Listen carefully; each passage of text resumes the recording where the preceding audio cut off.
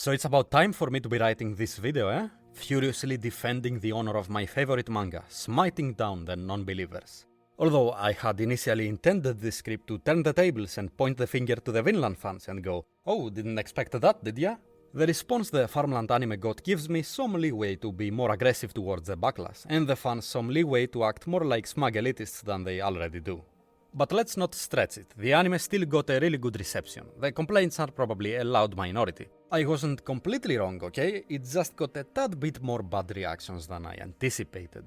Just enough so I can say, you see this, right? And most people can acknowledge, yes, this indeed exists. I'm also blaming the 4-year wait a bit. When you're at the end of an arc like that, you're more likely to be excited moving on to something new. But after 4 years, you want to go back and relive that same experience. I'm writing this way before Farmland is over, cause the first third of it, up to episode 9, maybe 10, is the only part I'll need for this video. No spoilers past that. And that's because it's the slowest segment of Farmland. And not only that, it's the slowest adapted to anime part of Vinland. Season 1 pacing would be on the dream in episode 7, not 9. And my opinion is, season 1 was slow already. It could have been episode 6. But that's my point, I want to take Farmland at its absolute slowest. Cause I believe the arc is dense enough that it can tank the Procrustean bed and still come out intact as a rich and exciting story. In fact, I think the restructuring and filler placement in the first core of season 1 did much more to make the story feel like a slog.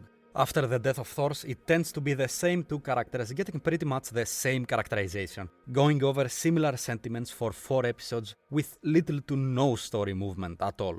What's the point of episode 7? And don't tell me to set up a duel with Askeladd, you don't need an entire episode for that. Especially since you know what the deal is already, you can skip right to the duel. If you see its placement in the manga, oh, it's chapter 1, most of its purpose is to be an introductory chapter. It has no business being an episode 7. But there is something this filler of an episode does have. Lots of action.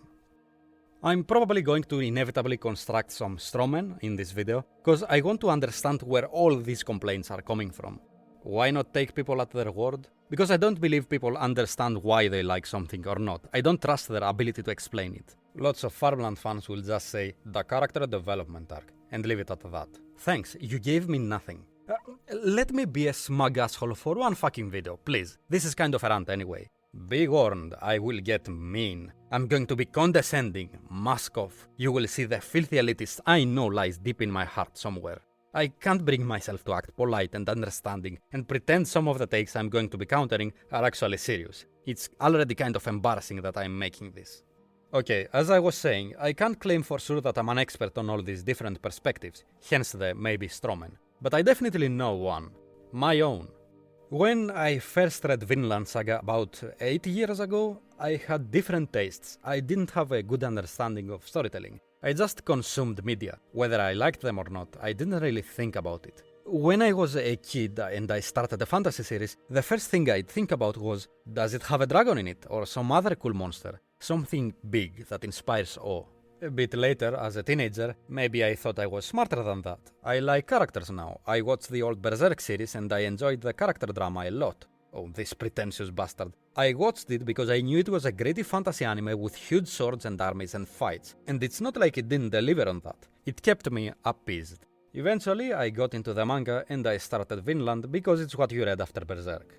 And I loved the prologue. The finale shot my hype through the roof. So I immediately continued to Farmland with certain expectations. When Thorfinn was revealed to be a slave, I didn't really question it much in terms of storytelling. These things happen in stories. They cool down so they can ramp up again. A breather to develop the characters, and then we can get back into the exciting stuff.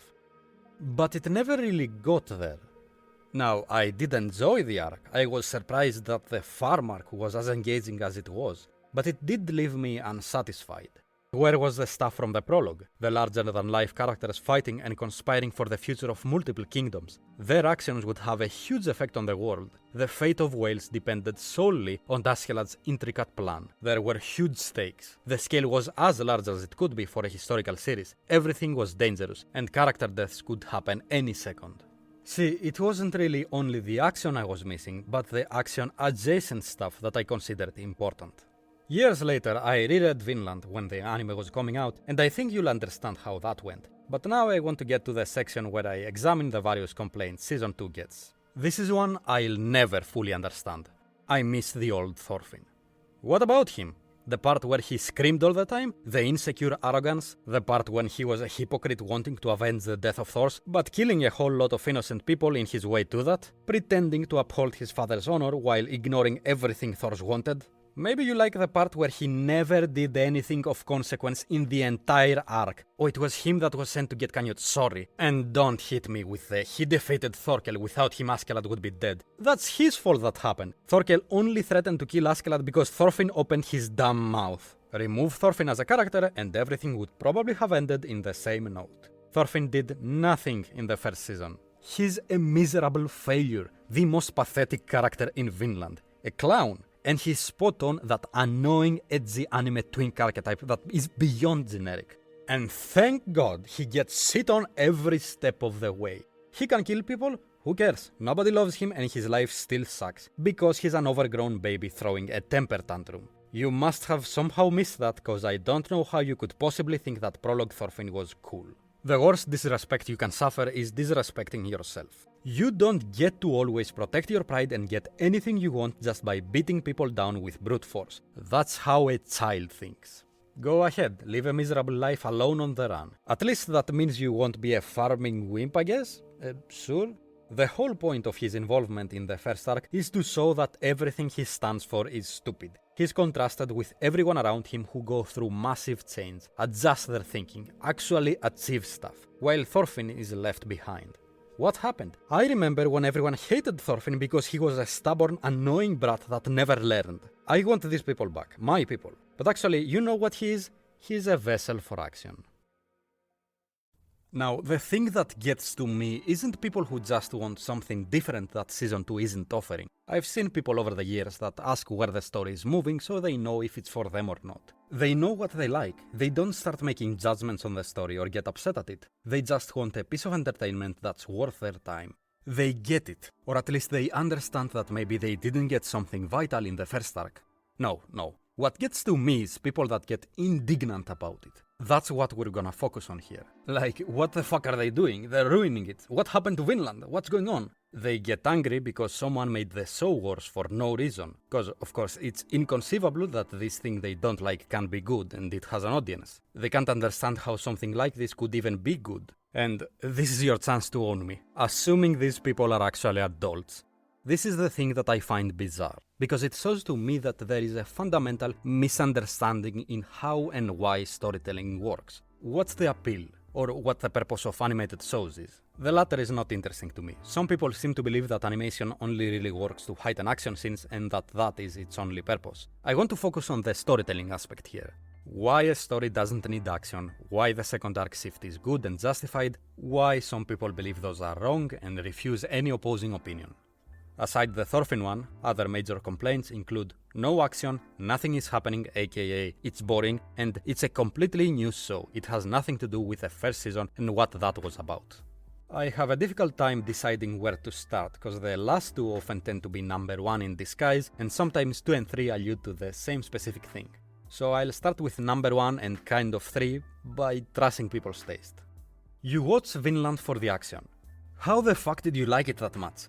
It has at most 4 good fight scenes in 24 episodes. Only very few of them are really well animated. It's such a mediocre action series, especially inside the anime-manga industry where every second show is an action show, with better production than Vinland even. Have you seen One Punch Man? You can clearly see how much attention was given to the action aspect. Read or watch a battle manga. There are so many. Outside the medium even. Like last month I was playing Doom Eternal. It's an incredible action experience. Waste none of your time getting into it. Keeps that adrenaline flowing like nothing else.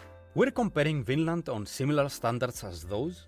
Vinland doesn't have many extended action sequences. Most of the instances of action are extremely brief and most of the fights aren't actually fights, they mostly consist of people talking in between and not about the fight. Even in the fights we're focused on characterization. Like, okay, do you consider a single spear stabbing or an axe swing alone entertaining? Like, does the knee in episode 16 sate you? Or the implied violence? What do you even get from that? Are you just satisfied that you get to show you're watching a serious show for adults to your mom? I'd ask if it's like the gore in that, but the anime has no real gore. Yeah, parts get disconnected from bodies and there's just blood spraying out.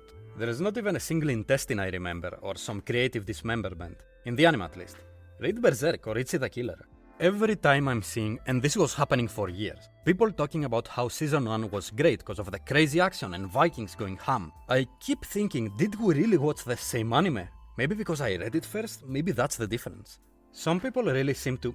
God, shut up for a second. I hear you from here. I can figure some people do want a story too, but accompanied with some action. Do you think I'm a fucking idiot? Sit down and wait. We're going through this one by one. Think maybe the attention span is the problem and not a story without action? There, fine now? Anyway, some people really seem to think that action was one of the main priorities of Season 1. Like, the point of it is to be a Viking-themed action show. I want to know the mindset of a person thinking that watching the first 3 episodes. What's going on in there? Cause 30 seconds of action, then nothing. Or maybe even episodes 12 to 16, barely any action. Do they enter hibernation until the next action sequence? Okay, I'm being mean. Maybe they're just considerate about the difficulties of story structuring. It's not incredibly easy to set up an action scene. Yukimura is trying his hardest to set up an action sequence, and it only gets him to this intricate thematic setup and organic characterization in this meticulously researched historical setting. The action, though, somehow still evades him. But you know, he did get there eventually, I just didn't have faith. It is all about the action after all. The fuck do you think is going on? And I see this shit with people that praise the second arc too. Season 1 was a great action anime, but the second season is the thinking man's anime. Oh, for true intellectuals, you know character development? And that's the thing, the bad takes are on both sides. I mean, nothing tops this is bad because it doesn't have violence, but there is a general lack of understanding nonetheless. I've seen defenses like, it's different because War Arc was just a prologue, which I call bullshit on, because it's the largest of the 4 major arcs of the series. It's a huge chunk of the story. Just calling it prologue doesn't make it good or not. If it's supposed to be a prologue and prologues function like that, maybe prologues aren't good. Another is anything that starts with, it's necessary for, because you're kind of indirectly admitting that anything that comes after that phrase is a slog and you have to wait until it pays off to actually get good. Let's not forget the classic character development. I fucking hate those words. Like, I get the promise and the implication that said development is really good, but as a defense of the series, you haven't explained to me why it's good and why it's good for the story. I mean, arguably the best character in Vinland Saga doesn't have any character development. Going by the character change, growth, definition of character development, like I see most people using it, so we don't have terminology issues. Depending the writing purpose of a character, development might be unnecessary or even unwanted. Prologue Thorfinn's a good character, on his own. You can extract meaning from him because of the fact he's stale. The Viking lifestyle and beliefs have stunted his mental and emotional growth. They trap him in that place where every outside idea or influence seems hostile to him, and he deflects everything with anger, while he is contrasted with all the growth and change we see in other people and the world around him. Which is also how you avoid the story being stale along with him. He stays in the background while the other characters get the spotlight, getting the strengths of his writing without the weaknesses. And him being there for that long makes the development later feel more momentous. And yes, most people won't find his character that engaging watching first time, but you know, he is engaging to me. After rereading and understanding the story, there's a lot to read into. Enough to talk about him for a good 15 minutes. That's fun, that is entertainment actually. It has merit and value that are worthwhile. Nobody is forcing me to do this, and it is the kind of entertainment Vinland excels in. So yes, I think the lack of media literacy and the inability to properly evaluate a story exists on both sides. And again, that doesn't mean there's a serious problem here. Probably most people don't engage that deeply with stories, just doesn't interest them. I don't have an expectation of the average Vinland fan to know the story as I do. But don't let me catch you on the bird up going to another anime fanbase talking about how Vinland Saga is better and their anime is trash because of some law of storytelling nobody has ever heard of before because apparently you discovered it. You don't know what you're talking about. It's okay to admit it. You claiming otherwise is what's making you look like an idiot, enhanced by the character limit. And then you get angry when people demolish you. Not that many people have a genuine understanding of why the stories they are reading work or not. I personally don't feel confident in attempting any form of analysis in a story I haven't read with intent and effort to understand more than 2 times. First read-through is nothing, most of it I'm not gonna retain anyway. And for a lot of it I'm trying to just grasp the general main idea or point, depending on the complexity of the story of course. People just can't accept any kind of flaw or inability in themselves, no matter how trivial. Those big critically acclaimed manga, you know the ones. Actually, not only those, just any anime or manga of some acclaim. I feel like some people's fandom to them is a way to achieve a sense of intellectual superiority, an appeal to authority, kind of, by attaching their value on something much grander than them. Aside that being seriously unhealthy, newsflash, hypothetical Vinland fan, for example. We two are not fans of the same series. No. In quite a literal sense, too. We are in different levels of understanding of it, of recollection of it. We have different interpretations, standards, preferences. We focus on different things and we love it for different reasons. And this idea of Vinland Saga we have in our heads is certainly different from the real Vinland Saga that actually exists. It's like trying to remember a drawing. Your brain will only be able to conjure a rough sketch, barely the general idea. Maybe if you understood the process and technique it required, you'd be able to get closer by recreating it somewhat. But you get my point. Even if you stand the best story ever created, there'd probably be a fan of some inferior series who had a more complete understanding of it, a more thorough appreciation for it, could extract so much more out of it. That person's series, the idea of it that exists in their head, could genuinely and for good reason be better than yours. Even if yours is the best series ever, you don't actually know that. The one you actually have in your head isn't. You never explored it that deeply. Point is, if you think you're better than everyone else and your opinions hold more weight because of the series you like, it's shit. You will, inevitably. You will care and it will hurt, cause your identity is so fragile. Sorry, I despise anime fandom wars. People just can't accept any kind of flaw or inability in themselves, no matter how trivial. On the other side of the hardcore stance, of course, you have the haters. They watched Vinland once 4 years ago, and they have calculated objectively that this new direction is awful. What do you say? They didn't get the point of season 1? Maybe it's not for them, other people love this. Did you just imply that they cannot enjoy something a lot of other people can? Others are genuinely having fun and they are being left out? Also, of course they got the point, how dare you? You're coping. All of you are delusional. You just don't know what real entertainment is. Or actually, you're pretending, cause you just want this to be good. You don't really enjoy this. They were bored, so it must be bad. They couldn't be wrong. No, that's impossible. Anyway, back to Vinland Saga, the story. You did misunderstand it, and in a big way. Looking a bit at the complaints, I see a reason why. They have such a surface-level interpretation of the story, to the point of parody. Like, what is the main activity happening in the show? In season 1, they battled, so it's about fighting. In season 2, they farm, so it's about farming. In case you didn't know, stories don't have to be about what the characters are doing, or the appeal of an event going on. I know, crazy. For an extreme example, a sports series doesn't really have to be about tennis or basketball or boxing. They can be about ideas like competition, teamwork, pushing yourself, self-improvement, chasing your dreams, honing an art, among other things. And the sport can be the setting, a tool kind of, with the purpose of exploring these ideas through characters. Going by this logic, the sport isn't really necessary. You can approach these ideas using another tool. Vinland Saga is not as extreme because its tool has always been the historical setting, not its battles in isolation. At this point, I guess someone might say I sound like their literature class teacher, and all this is boring bullshit that nobody actually cares. They're lying and just want to look sophisticated. But I'm assuring you, this stuff is genuinely exciting to people. If you won't believe me, I can't help you, talk to the manager. I know how it feels when you're watching a good action scene. I get the high. This is okay.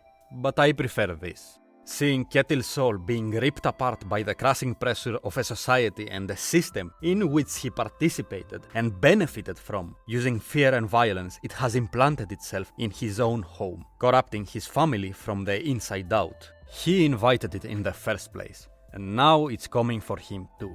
He objects, he pleads, but he finds himself alone. Even the ones he depends on the most don't seem alarmed, and alone he's not strong enough. He submits as he sees what the corrupting system is turning him into, an extremity of itself representing the very thing that terrified him, an idol to be feared and hated. The only person that he sees supporting his current identity is powerless. They can only watch in horror, sadness, fear, disappointment. Whatever it is, it only further torments Ketil. And ironically, this sole support he has is a facade, created by his own self-debasement. That's what I see in this chapter. Also, knowing the story, I know this is undoubtedly what is going on. And the story is confident and smart enough to not over-dramatize it like I did. This gets my blood pumping, it gives me that high more than any action scene on the merits of its spectacle. Stories can achieve that excitement and other intense emotions without it needing action at all, or any other gimmick, or big events and arbitrary high stakes. What, a whole kingdom? Or the world is at stake? I haven't seen that 100 times. Why should I care? What makes that interesting? What makes that personal? What? Don't tell me just cause I'm expected to. What's so great about dragons anyway? The central idea, the concept, a monstrosity to inspire awe, big and powerful, usually scaly. In and of itself there is not much more, is there? Yeah, the first impression is dazzling, but no matter how many dragons you see after, it's all the same. There's nothing new to discover. It's a fake creature with shock value. No matter how hard you search, there's no deeper truth there. At one point, it lost my interest. Maybe that's not inevitable for everyone. I see people are still chasing dragons, but you can't tell me my experience is an oddity or illogical. Action is not necessary for a story to be good. That's a moronic belief. Generic high stakes just because high intensity or large scale and scope are not necessary for a good story. By all means, have them if they fit and mesh well and there's meaning to them in your story. But I haven't yet answered why Season 2 is good, why it wouldn't be better with action, and if the shift to action is good and justified by the story. The series telegraphs what it's gonna be about from its first chapters, and even after the anime's restructuring, it's still intact for the most part. Slavery, power, wealth, pride, empathy, apathy, change, trust, leadership, and most of all, violence. Why and how are people pushed to it? What is its role in society? How is it promoted? To what extent is it necessary? And is there any escape? Are humans forever doomed to harm each other? Is that what our coexistence amounts to? If you pay attention outside of action, meaning about 95% of its runtime, and actually even during action, Vinland is about those things. Characters represent these, talk about these, or their actions and even exposition communicates something about this. Thorfinn's development in context of all this is also what makes it great. And you don't need to have a deep understanding of any of this at all to realize that something is going on. That whatever these characters are talking about, or what these scenes are about, isn't there to build up action. This isn't a porn plot. The story is self-centered and has things to say. I think even without the series spelling it out to you with Thors, if you didn't realize that, that is on you. And yeah, maybe some things change in Farmland. The majority of the characters are replaced, and instead of taking place in the middle of the war, it takes place in a farm. But it's evident that the story is very much about the same things as the war arc. Episode 6 isn't there just because, or to teach you about farming, which also has its uses. Hardships of slavery and of creation in contrast to destruction, and the great quiet activity for introspection. Thorfinn is growing alongside the wheat. He cultivates the land, he cultivates himself. Anyway, episode 6 has this really neat scene where Sverkel talks about how Ketil, and let me simplify this for you, amasses power in the form of wealth in order to avoid and protect himself from violence, a struggle for control which becomes a paranoid doom spiral. Oh, who does this remind me of? The son of the guy who said the crown controls the king and commands him to only gain and to use power. Of course, whether it's crown or coin, it always translates to violence at the base level. But what kind of king can rule without a sword? What other tools does a leader have? What's good leadership and what's bad leadership? Okay, I'm going a bit off topic now. We have Snake arguing against Sverkel. Snake, of course, being a warrior trying to convince the old farmer that he does have value. With his profitable, socially accepted, unproductive job that allows him to laze around all day, he is that important and necessary. Not a second of this story is wasted. Except certain anime original scenes. And let me also talk about Thorfinn since he is a huge part of this arc, and because you can clearly see how Prologue Thorfinn was constructed specifically so Farmland Thorfinn could exist. Thorfinn's development is very systematic. Thorfinn's main motivator was pride, warrior's pride, and shame for having been weak in the past. Of course, these values are a result of societal influence, and that's important for the point of the series, but it means Thorfinn is rigid and easy to manipulate, which places him in his particular circumstances where he hates fighting and war, for the wrong reasons though, not because of his victims, he's just suffering doing the bidding of his father's killer, and it's humiliating. But he'll make it worth it in the end, once he kills Askeladd the honorable way, once he enforces his justice. The first arc also showcases Thorfinn's loss of empathy and morality. These are cultivated through socialization with the correct people. That English lady represents this, that's why she's placed where she is in Farmland. and the ideal that fits his Viking lifestyle and justifies his actions is might makes right. End of the prologue and Farmland address all of these one by one. Thorfinn's pride got annihilated when he failed to kill Askeladd. That was the ultimate humiliation. Askeladd also showed respect to Thor's here, which goes completely against Thorfinn's motivations and hatred. That was Thorfinn's whole identity that got invalidated then and there. Farmland Thorfinn makes sure to never call himself son of Thor's. Not because he didn't listen to his father's wishes really, that hasn't come into play yet, but because he failed to avenge him. The anger eventually fades without its source and purpose, and in a near suicidal state he's placed in a setting where he'll inevitably have to interact with the victims of his ideals and of actions similar to his.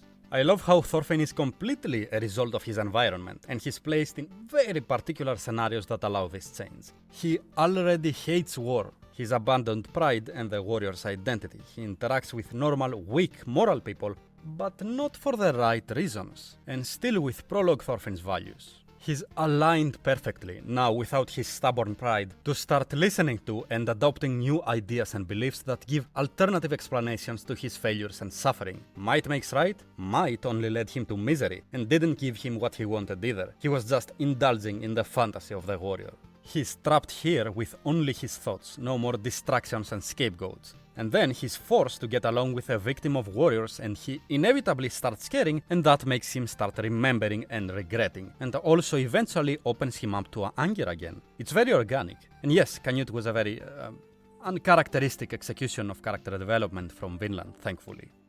Point of all this, Vinland, both seasons have the same purpose in which they are equally focused on: the exploration of specific themes through character drama and the historical setting, with the second arc being a logical continuation to the first one. But that doesn't mean that it can't have action too. Contrary to what some people are saying, Season 1 also had a pretty great storyline.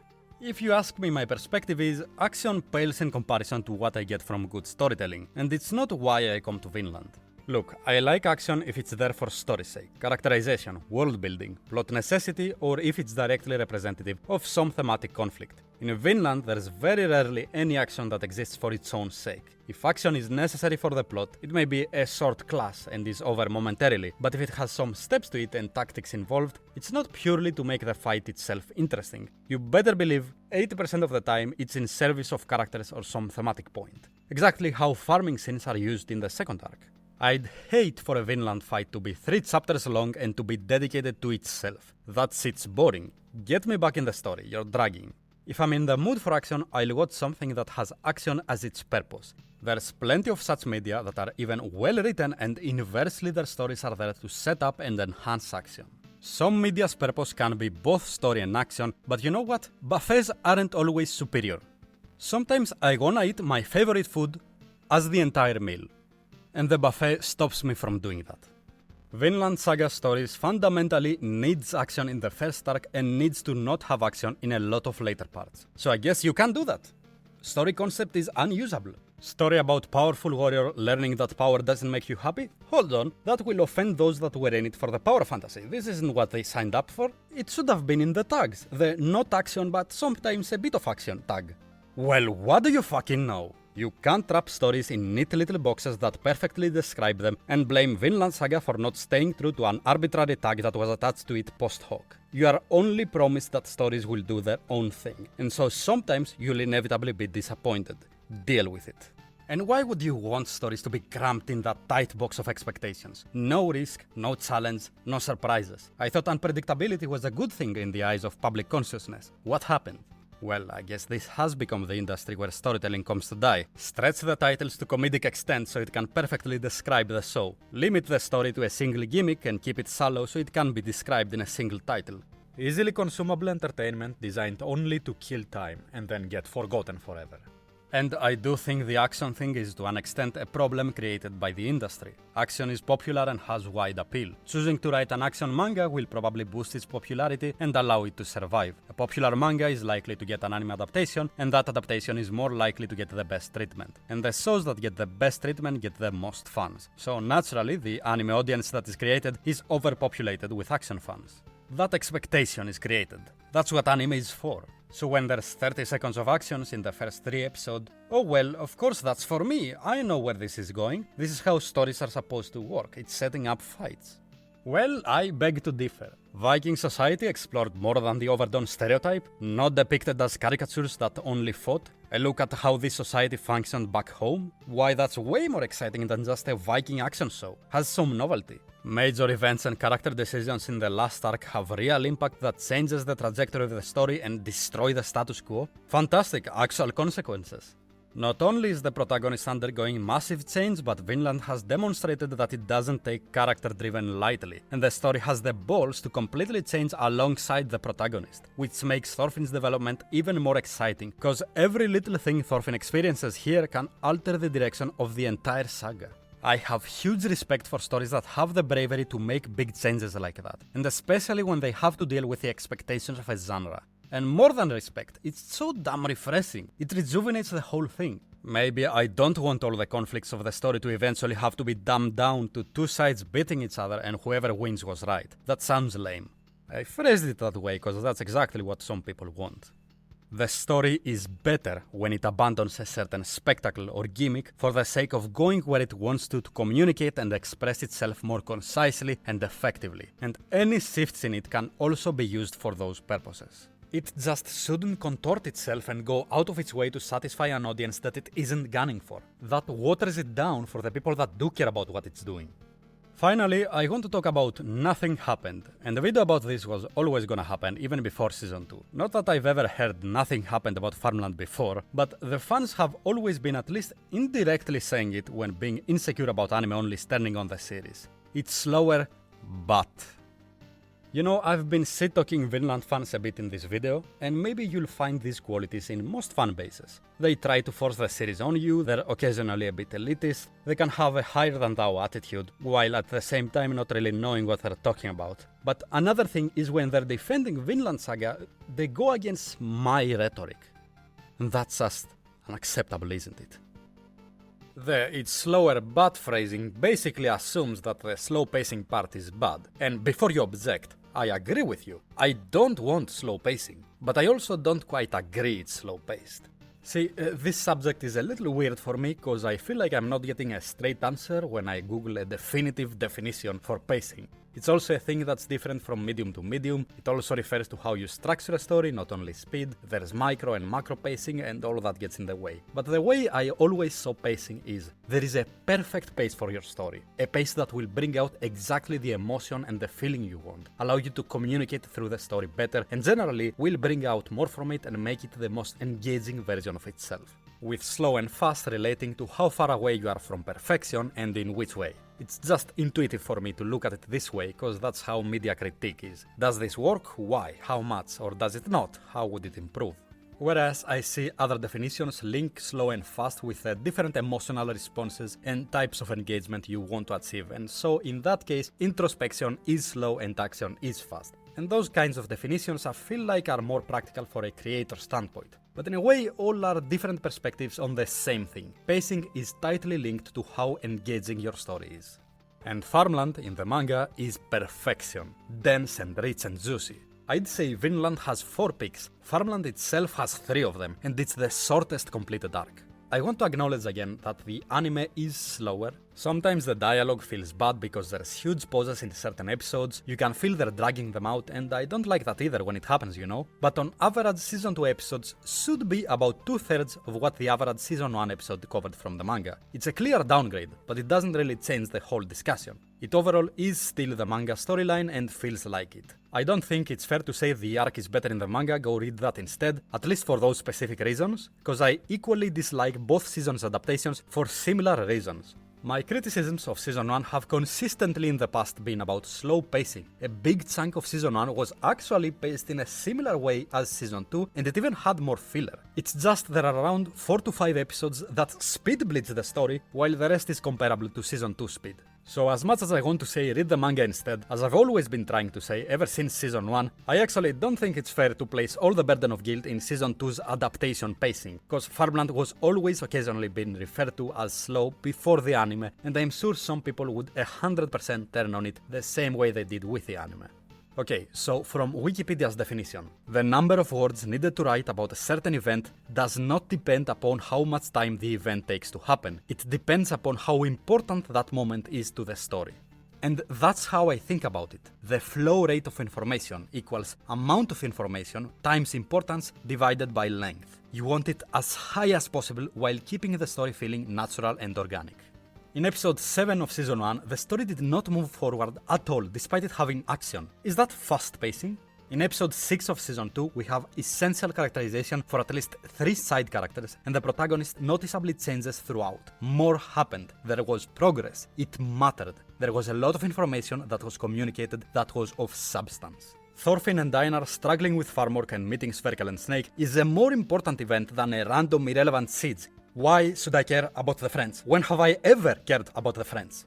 Take the last mini section I haven't talked about. Does some character work on Olmar, introduces Snake, organically works in Arnheid and Peter, it develops the farm ecosystem, has some relevant stuff to say about the nature and use of violence, masculinity and power, elaborates on the mental state the protagonist is in and sets up this little conflict between him and Einar, which leads into a major scene for both of them and is the inciting incident for further development of Thorfinn's character. Of course, with avoiding talking about what it sets up beyond episode 10, as I said, because there are major payoffs. It's really the least dense sequence of Farmland though, I would say, at least in the anime. Still, lots of things happened.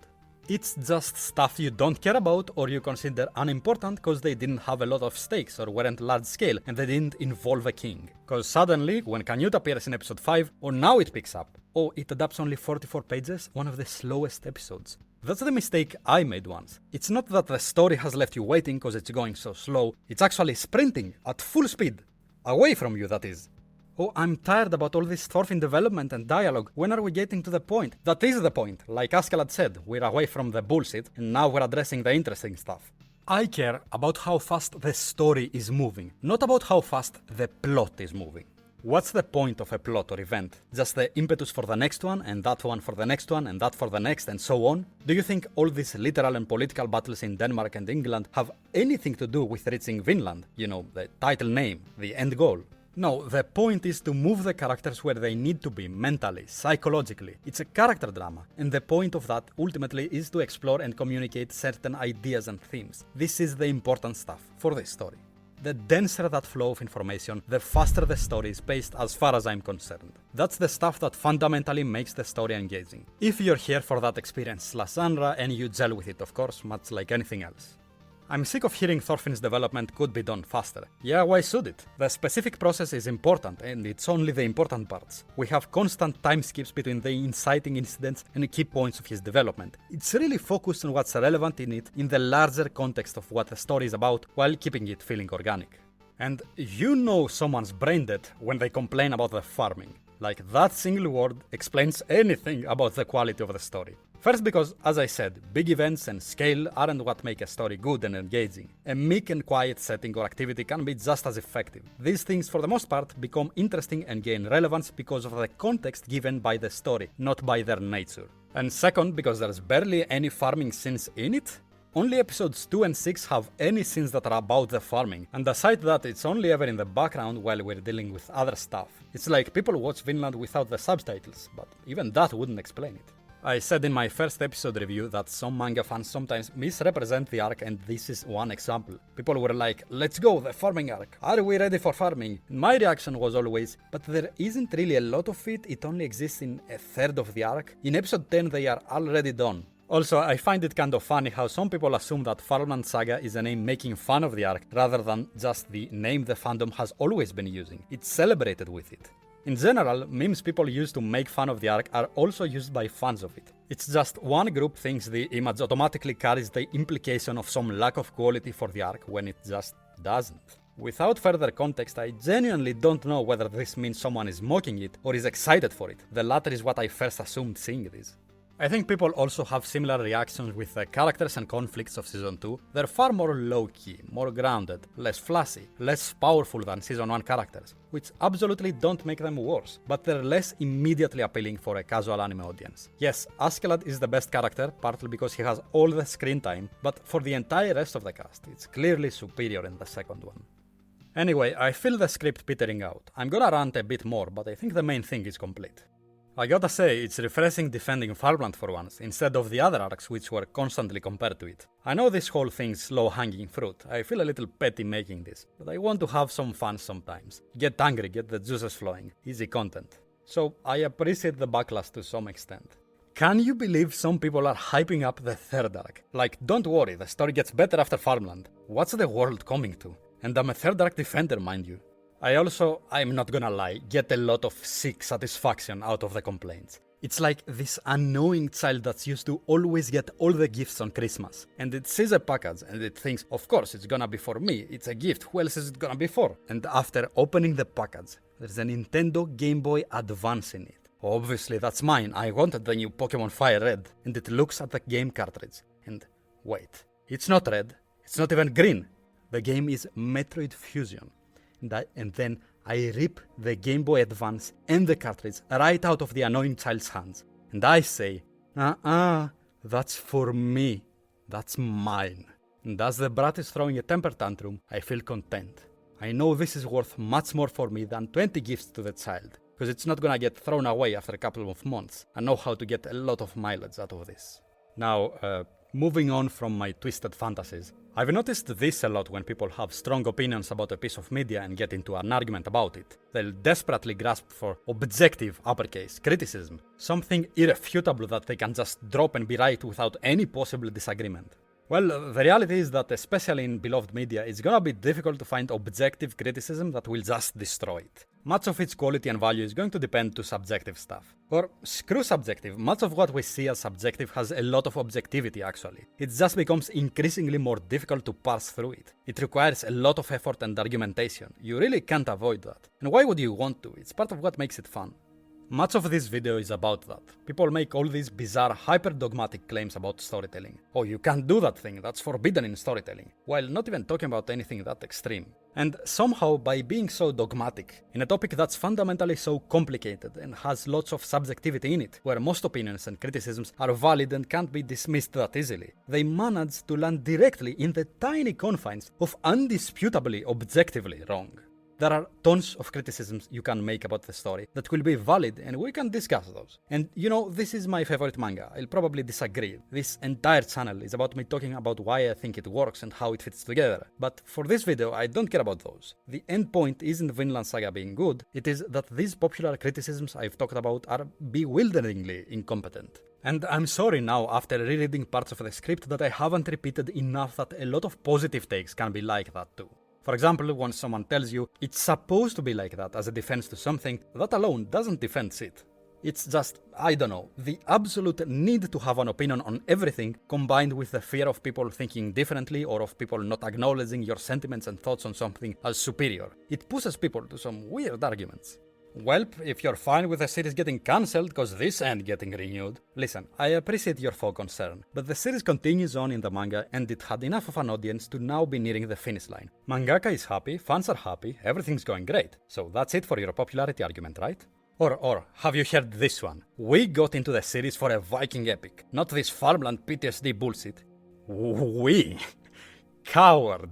What a coward. You don't even have the balls to present it as your individual opinion. An imaginary mob of people needs to be conjured for that one person to be confident in their opinion, and of course, to justify outrage. Because if it's only that person, if there is a big audience that genuinely loves the story for good reason, you can't as easily be outraged anymore, only disappointed. And you know what? If you've somehow managed to reach this point of the video while you're not a fan of Vinland, and you're genuinely curious without any of the above insecurities and stubbornness about your opinions, curious on how this story could potentially be good for someone, what merit is there in it for the fans of it? That's what my channel is about. I make analysis on Vinland, all my thoughts on it, as densely packed, as concisely communicated as I can make them. Why this story works for at least one person. So I'm finally done with anime-related content, and now I'm gonna be continuing my main analysis series, the Big Boys. And this is probably gonna be a chunky one. We're going through Farmland and some of the main themes at its core, and not only. So you're gonna have to read ahead to the third arc. Yep, no third arc virgins allowed. Sorry, unfortunately for you, I make the rules here. And who knows, by the time that video's done, Season 3 might be starting. So I gotta get on that script quick. See you when I see you.